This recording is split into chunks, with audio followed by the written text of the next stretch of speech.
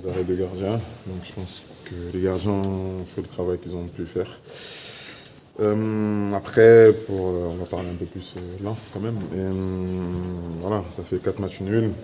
On est un peu déçus parce que surtout à la maison, on espérait mieux ce soir. Mais bon, on avance, on ne perd pas, on continue la série, c'est le plus important. Alors vous êtes une équipe qui, par rapport à la saison passée, prend encore plus de risques, mais qui est encore plus solide. Est-ce que tu peux nous expliquer les fondements de cette solidité défensive cette saison, qui est quand même un socle sur lequel vous pouvez travailler? Non, je pense que c'est tous ensemble. Après, le coach est venu avec ses principes. Voilà, on essaye de presser, d'être haut. Après, je pense que le fait d'acculer l'adversaire, peut-être qu'ils ont moins de sollicitations aussi. Ça y joue, je ne sais pas, dans toute franchise, mais il doit avoir une raison, c'est sûr et certain. Et je pense que ça doit venir des plans du coach. Après, voilà, nous, on cherche l'efficacité dans les deux surfaces, défensivement comme offensivement. Et c'est vrai qu'en ce moment, offensivement, elle nous échappe un peu.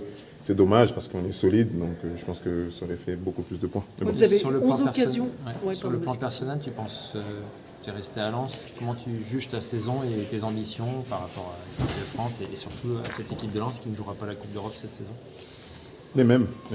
Toujours mettre Lens le plus haut possible. Voilà, toujours être le plus performant possible.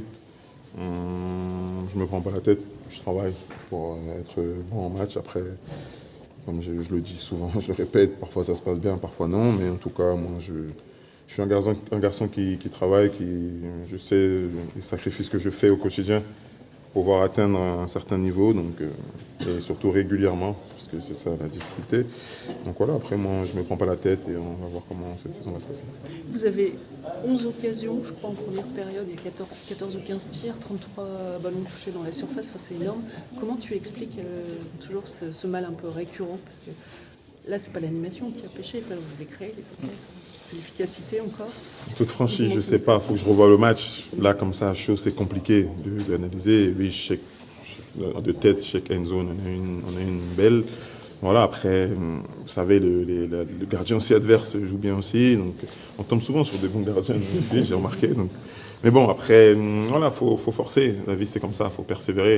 Et à un moment donné, ça va tourner. Je pense que si ça tourne dans le bon sens, on peut être très très haut au classement. Enzo, dont tu parlais, n'a pas été adroit. En revanche, on voit qu'il pèse malgré tout. Tu peux nous parler un peu? Il fait du bien. Il fait du bien parce que c'est un profil différent de ce qu'on avait, tout simplement. Et par son profil, il nous apporte d'autres cartouches, entre guillemets. Je peux peut-être jouer un peu plus long. Comme on a pu voir ce soir, j'ai utilisé un peu plus le jeu long. Voilà, c'est des cartouches qu'on a en plus pour nous. C'est bien. Comment tu juges